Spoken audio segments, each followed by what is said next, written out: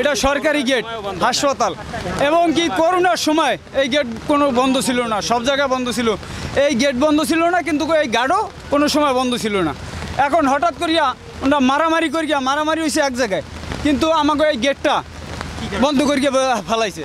আমাকেও আবেদন, এই গেটটা কিসের জন্য এই গেটটা বন্ধ করবে?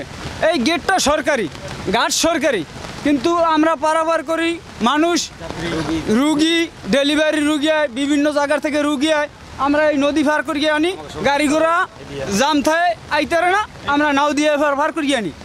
এই কারণে আমরা আজকে ওনাকে মাইর হয়েছে অন্য জায়গায়, আমাকেও গেট আটকে আসছে। গেট আটকানোর কারণে আমাকেও অনেক অসুবিধা হইতেছে, রুগীর অসুবিধা হইতেছে, কিন্তু রুগীরা যে এবার আসবে এমন কোনো ব্যবস্থা নেই। গাড়ি দিয়ে আসবে, গাড়ি দিয়ে আসতে পারে না, জামে বাজিয়ে থাকে। আমরা নৌকা দিয়ে ভাড়াবার করবো, গেটে দেখে বন্ধ, তারা যাইবে কই? রুগীরা আমাদের দ্বারকে কয় গেট বন্ধ কর। আমরা বলছি যে মারামারি করছে, তা মারামারি হয়েছে তোমাকে ভাড়াক, গাড়ি তো আর হয় নাই। না আমরা কমু কেমনি, আমাকে তো এটা সরকারি গেট, তোমরা আবেদন জানো, আমরাও আবেদন জানাই, আমাকে আবেদন কেউ সাড়া দেয় না। তা আমাকে একটাই আবেদন অন্তর্ভুক্ত সরকারের কাছে, আমাকে এই গেটটা অতি দ্রুত করিয়া খুলিয়ে দেবে। আমাকেও গেট বন্ধ হয় অসুবিধা হয়েছে। এক নম্বর হয়েছে আমরা যারা এই মাঝি বাইরে আছি, 300-400 মাঝি আছি আমরা, এইতে আমাকেও সবার ফ্যামিলিতে এই যে হইতে গেট বন্ধ হয়েছে এরপর হইতেই আমাকেও কেউ টাকা বাড়িতে পাঠাইতে হয় না, বিভিন্ন বৌমাইগুলো না খাই থাকে, আরও কষ্ট।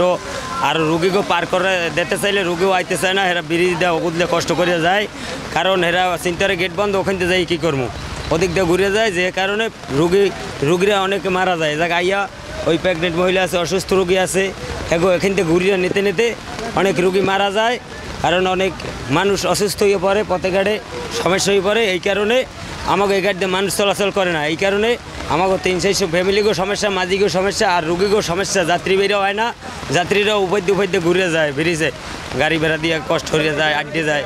তারপর চিন্তার গেট বন্ধ, আমরা এখানে যাই কী করবো, যেহেতু পাবলিক হয় না, কোনো কেউ হয় না, প্রেগনেন্ট মহিলারা হেরা, এটা বেশিরভাগই, এটা তো মিটফুট হাসপাতাল ঘাট, বেশিরভাগই এমার্জেন্সি রুগী, বুঝছেন, বেশিরভাগই রুগীর ঘাট, রুগীরাই চলাচল করে। আমরা তো হেইও সিলাই,